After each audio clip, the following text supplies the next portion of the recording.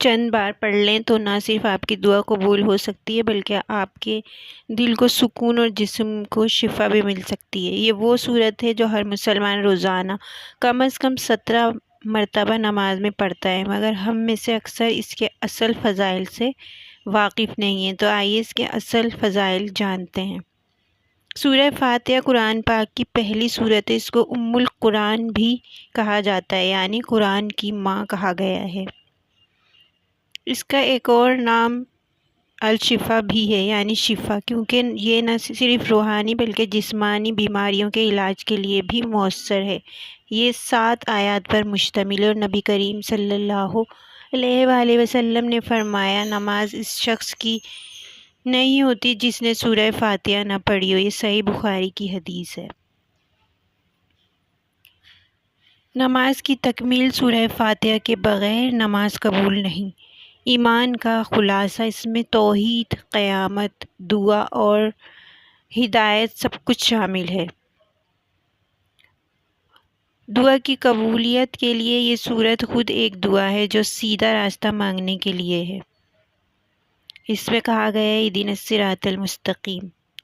شیطان سے بچو، نماز میں پڑھنے سے شیطان بھاگتا ہے۔ جب سورہ فاتحہ ہم یہ پڑھتے ہیں نماز میں تو شیطان بھاگتا ہے، اور قیامت کے دن نور جو ایمان سے اس کو پڑھے گا اس کے لیے آخرت میں روشنی اور شفاعت کا ذریعہ بنے گی۔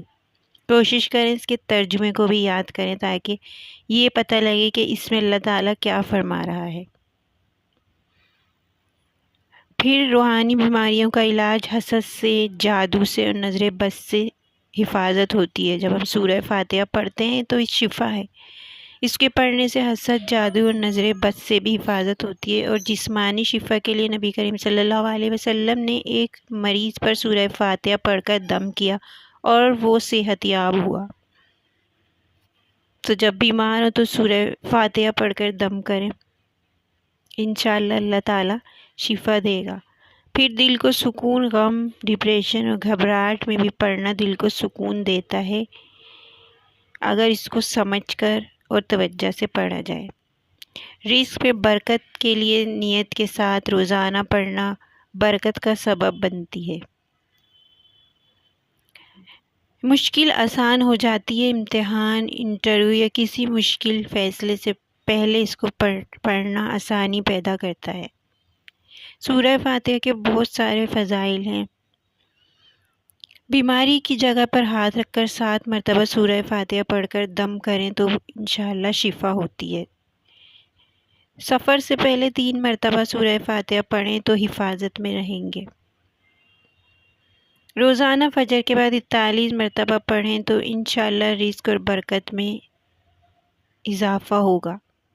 رات کو سونے سے پہلے پڑھیں تو پورا دن اور رات اللہ کی حفاظت میں گزرتی ہے۔ اور اس کا ترجمہ جب آپ پڑھیں تو دل کو بہت سکون ملتا ہے، کیونکہ سورہ فاتحہ خود ایک دعا ہے۔ سورہ فاتحہ صرف نماز کا حصہ نہیں بلکہ یہ ہماری زندگی کا روحانی سہارا ہے۔ یہ ہماری دعا، ہماری شفا اور ہماری ہدایت کا ذریعہ ہے۔ تو ہمیں عہد کرنا چاہیے کہ ہم اس کو دل سے سمجھ کر ایمان کے ساتھ پڑھیں تاکہ دنیا اور آخرت دونوں میں ہمیں کامیابی حاصل ہو۔ سورہ فاتحہ پہ پہلے بھی ویڈیو بنا چکی ہوں، تفصیلی ویڈیو ہے، اس کا لنک آئی بٹن اور ڈسکرپشن میں دوں گی۔ اگر آپ دیکھنا چاہتے ہیں تو ضرور دیکھیے گا، اور ویڈیو پسند آئے تو کمنٹ کرنا نہیں بھولیں۔ میرے چینل کو سبسکرائب کر دیں اور ویڈیو کو صدقہ جاریہ کی نیت سے شیئر ضرور کریں۔